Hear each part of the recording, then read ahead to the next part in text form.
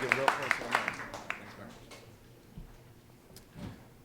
When I was in my early 20s, I was living on the Lower East Side of Manhattan and dating a woman who lived on Staten Island.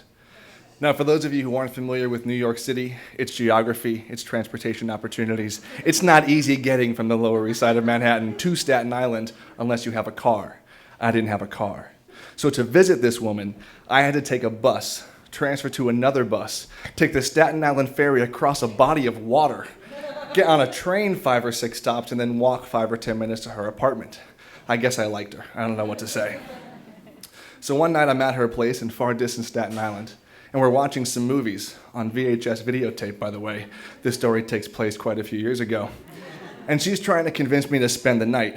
Now, when I was younger, I was kind of stubborn and set in my ways. I liked my plans and my ideas. And my plans for that night was to go home in my own apartment, go to bed, wake up in my own place, and have a day to myself. So, not really considering her feelings, I say, no thanks, I'm gonna go. So I walk to the train, take the train to the Staten Island ferry, across a body of water, take a bus to a bus, and get to my apartment building. And my apartment building is one of several buildings around a courtyard in the complex I lived in. And I go to unlock my front door, and I realize I can't unlock my front door because I don't have my keys. Where are my keys? Oh my God, my keys are in Staten Island. So I buzz my next door neighbor, and she lets me up, and we share a fire escape. So I go onto the fire escape to the kitchen window, which I hope is, nope, it's locked, can't get in that way. So I go to the edge of the fire escape, and I lean over, and my bathroom window is open, and the light is on, so I can see in my apartment. I just can't quite reach the window to get in my apartment, and my neighbor sees me hanging off the fire escape, and she's yelling, and she's like, "What are you doing? Be careful, you're gonna fall." And I yell back, "I'm not gonna fall, I'm just trying, don't worry." But all of this yelling raises the suspicion of the security guard who patrols the area, and he looks up and sees this guy hanging off the fire escape. "What are you doing up there?" And I'm like, no, I live here. I'm just locked out. And the neighbor is yelling, "It's okay, he lives here, but he's gonna fall, watch out." I'm like, "I'm not gonna fall." And there's all this kerfuffle on the fire escape, so fine. I go back inside and I call my girlfriend and I say, "Hey, I forgot my keys." And she says, "Hey, I know they're right here." And I say, "Okay, here I come." So I take a bus to the Staten Island ferry, across a body of water to a train.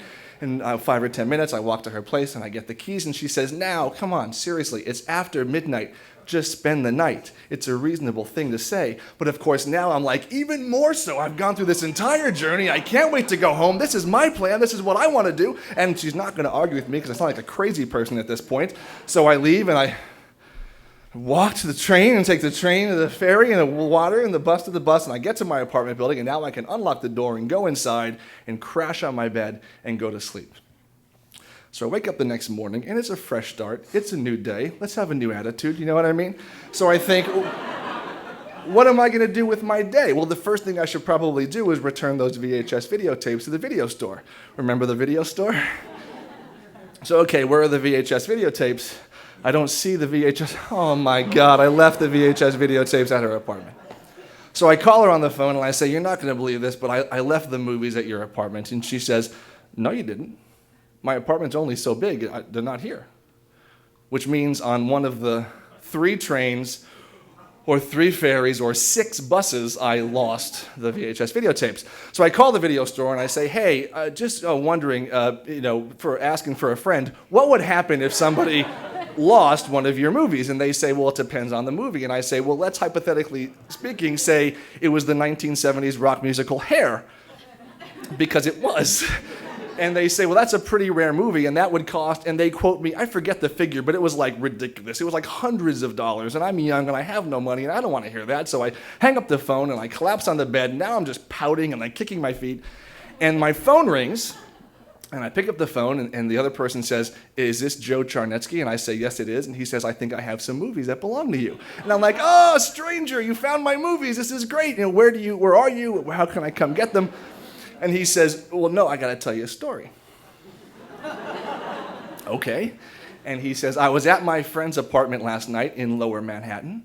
We were having dinner, and he was bragging to me about how he just bought this brand new, state-of-the-art, high-technology DVD player. And he wanted to get rid of his VCR, and he was going to give it to me. And I was excited. I don't have a VCR, so I'm carrying this VCR to the bus stop. And I'm thinking, it's great I have this VCR. I wish I had some movies to watch. So I sit in my seat in the bus, and I put my feet under the seat, and I kick something, and I reach down, and I feel a bag of VHS videotapes. And I've always wanted to see hair. And I said, are you telling me I forgot my keys in Staten Island so you could see hair? And he said, I guess so. And I said, that's fantastic.